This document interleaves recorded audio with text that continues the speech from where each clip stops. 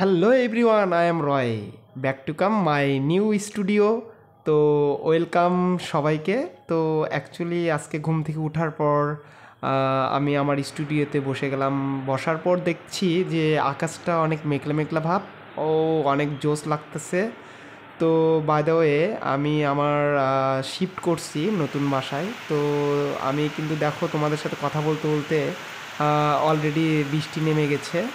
তো দেখো আমি কিন্তু তোমাদেরকে বৃষ্টিটা দেখাতে পারতেছি। তো বাই দ্য ওয়ে আজকের আকাশটা অনেক সুন্দর। আর যারা ঘুম থেকে ওঠার পর আজকের এই ওয়েদারটা দেখেছে তারা আসলে পুরাটাই মানে কি বলবো, অবাক হয়ে গিয়েছে। তো বৃষ্টিটা কিন্তু অনেক সুন্দর লাগছে। ঝিরিঝিরি বৃষ্টি পড়ছে। বিভিন্ন দালান কোটার কালারগুলা অনেক মানে মনে হচ্ছে যে চকচকে হয়ে গেছে। তো আমার সব দিক থেকেই অনেক সুন্দর লাগতেছে।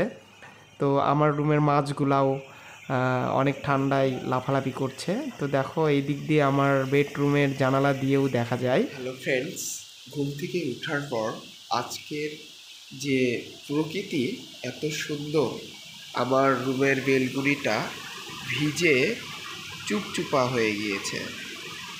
ভেজা স্বপ্নের মতন আজকের প্রকৃতিটা দেখতে অনেকটা আমি অনুভব করছি।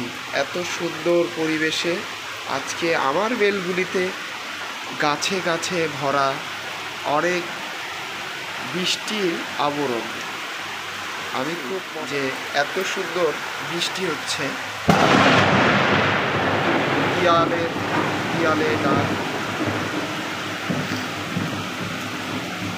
আসলে দেয়ালে রঙে রঙে রাঙানো আজ বৃষ্টি।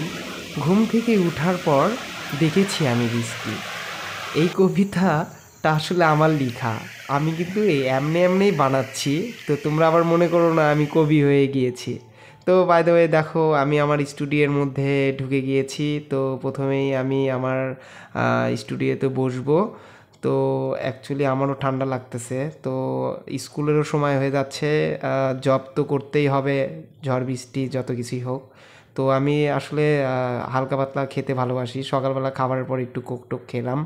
তো বাই দ্য ওয়ে এখন আমি ভাবছি যে আর ঘন্টাখানিক সময় রয়েছে। তো এইটুক সময়ের মধ্যে কি করা যায়।